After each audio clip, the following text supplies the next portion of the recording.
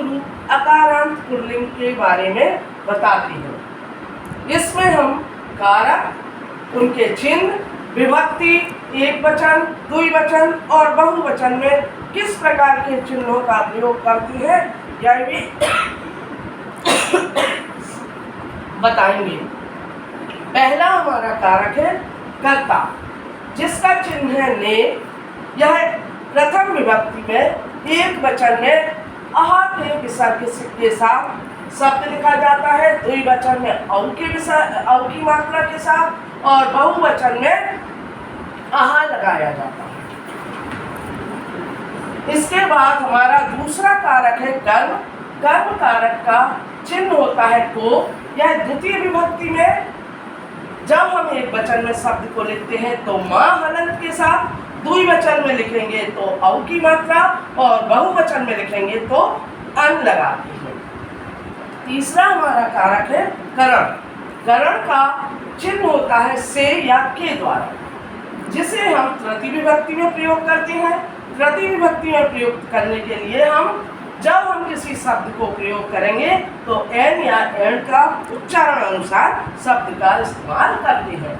फिर द्विवचन में अभ्याम और बहुवचन में ए ही लगाते हैं। चौथा हमारा कारक है संप्रदान। संप्रदान यह चिन्ह बताता है कि को या के लिए दर्शाएगा। चतुर्थी विभक्ति में प्रयुक्त होता है। चतुर्थी विभक्ति में जब हम किसी शब्द को लिखते हैं तो आय, आप एक वचन में आय, द्विवचन में अभ्याम और बहुवचन में एक लगाते हैं। पांचवा हमारा कारक है अपादान, जिसका अर्थ होता है या चिन्ह होता है से या अलग होना। यह पंचमी विभक्ति में प्रयोग किया जाता है। इसका जब हम एक वचन में प्रयोग करेंगे शब्द तो आ, द्विवचन में प्रयोग करेंगे अभ्याम और बहुवचन में प्रयोग करेंगे तो एक भी लिखते हैं। और छठवां हमारा कारक है संबंध। संबंध का चिन्ह होता है का, के, की। यह षष्ठी विभक्ति में प्रयुक्त किया जाता है। जब हम किसी शब्द को एक वचन में लिखते हैं तो अस्य, द्विवचन में लिखेंगे यो और बहुवचन में लिखते हैं तो नाम या डाम लगाते हैं। और सातवां हमारा कारक है अधिकरण। अधिकरण का चिन्ह होता है में या पर, जिसे सप्तमी विभक्ति में प्रयोग किया जाता है। जब हम एक वचन में इस शब्द को लिखेंगे तो एक, द्विवचन में लिखते हैं तो यो और बहुवचन में लगाते हैं तो एसु लिखते हैं। इस तरह से सब इन सातों कारकों को हम चिन्ह के अनुसार शब्द में प्रयुक्त करते हैं। इसमें राम, बालक, छात्र और नर ऐसे कई इत्यादि अकारांत शब्द पुल्लिंग प्रयुक्त किए जाते हैं। संबोधन में जो प्रथम विभक्ति में चिन्ह होते हैं वही प्रयोग किए जाते हैं, किंतु हम उसको लिखने के उपरांत पहले ही इन शब्दों का इस्तेमाल कर देते हैं। अब हम आपको बताते हैं कि जब हम किसी शब्द को चिन्हों के अनुसार लिखेंगे तो वह कैसे लिखा जाता है। जैसे हमने लिखा राम, अब चिन्ह लगा हुआ है, हमारा उच्चारण हो जाएगा रामा। यदि हमने यहाँ पर द्विवचन में राम लिखा तो चिन्ह के अनुसार हमारा उच्चारण होगा रामौ, और बहुवचन में लिखेंगे तो हमारा उच्चारण होगा रामः। अब द्वितीय विभक्ति में जब हम राम शब्द का प्रयोग करेंगे तो रामम, रामौ द्विवचन और रामान। इसको इसमें जगह न होने के उपरांत हम इसे रख करके फिर से लिख सकते हैं, जैसे रामान।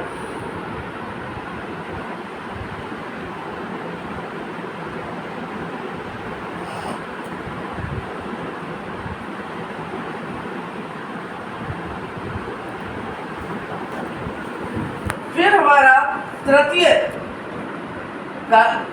विभक्ति होगी, उसमें जब हम राम शब्द का प्रयोग करेंगे तो राम में रा वर्ण होने के कारण हम एन का प्रयोग नहीं करेंगे। इसमें हम एण का प्रयोग करेंगे, रामेण होगा।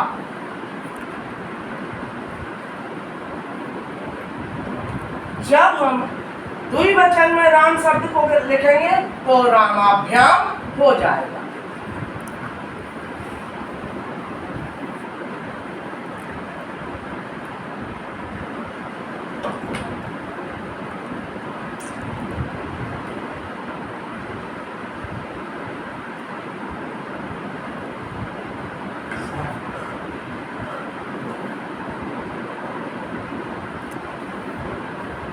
और बहुवचन में लिखेंगे तो रामई।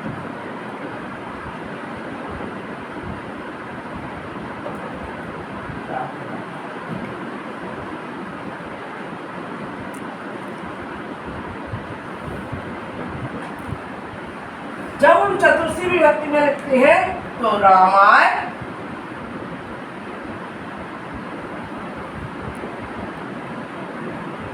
और जैसे तृतीय विभक्ति में लिखा है वैसे ही चतुर्थी विभक्ति में रामाभ्याम हो जाएगा और पंचमी में भी रामाभ्याम, और बहुवचन में रामेण भी हो जाएगा।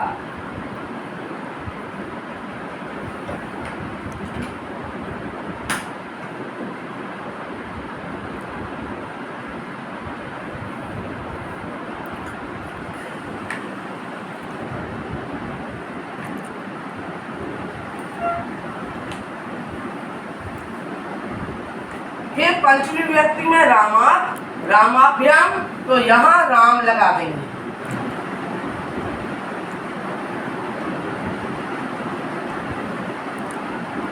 और ये जैसे तृतीय विभक्ति में है वही पंचमी में रहेगा। इसी तरह बहुवचन में भी जैसे चतुर्थी विभक्ति में है रामेभ्य, वैसे ही रामेभ्य यहाँ पर पंचमी विभक्ति बहुवचन में लिखा जाएगा। इसके बाद हम षष्ठी विभक्ति पर आती है। षष्ठी विभक्ति में रामस्य होगा और यहाँ रामयो हो जाएगा। और यहाँ पर नाम नहीं लगेगा, बहुवचन में हम रामाणाम लिखेंगे।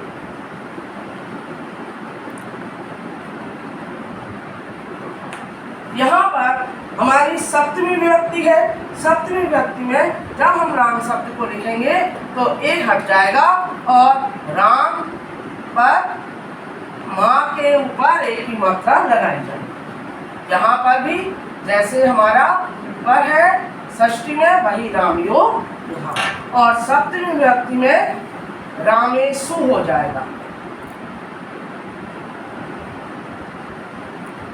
एक ही एक जो स्वर वर्ण है वह मात्रा के रूप में प्रयुक्त किया जाएगा। इसी तरह जब हम पूरा राम शब्द लिख चुकेंगे तो संबोधन आएगा, तो जिस तरह प्रथम विभक्ति में प्रयुक्त किया है उसी तरह हम राम शब्द का संबोधन में प्रयोग करेंगे।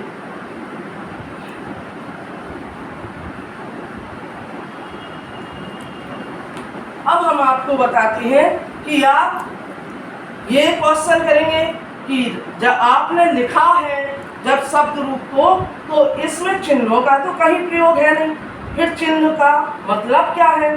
तो हम आपको जब बताते हैं कि जब हम कोई वाक्य लिखते हैं, किसी कहानी को लिखते हैं, तो इन चिन्हों के अनुसार ही शब्दों का प्रयोग करते हैं। जैसे एक कहानी बताते हैं कि कर्ता मीन्स में, अर्थात चंद्रकांता चतुर्वेदी संस्कृत की मैडम, जिसने कर्ता कर और फिर जो कर्म किया वह क्या किया है, पढ़ाने का। मैं करता हूँ और कर्म कर रही हूँ पढ़ाने का। करण से किसके द्वारा, संस्कृत की बुक के द्वारा या पुस्तक के द्वारा।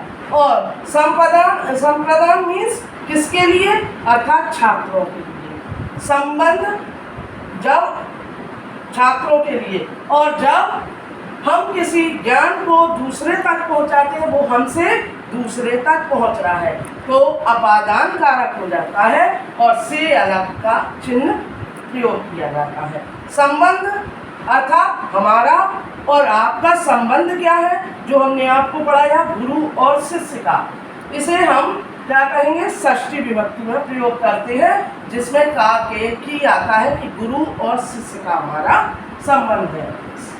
इसके बाद हमारा सातवां कारक है जिसका चिन्ह में पर, अर्थात जो हमने ज्ञान आपको दिया, हमारे पास था, वह हमने आपको दे दिया, उस पर आपका क्या हुआ, अधिकार। इस तरह से इन चिन्हों का प्रयोग किया जाता है। और अकारांत पुल्लिंग में राम, बालक, छात्र, नर इत्यादि बहुत से अकारांत शब्द हैं जिनका प्रयोग इन चिन्हों के अनुसार किया जाता है।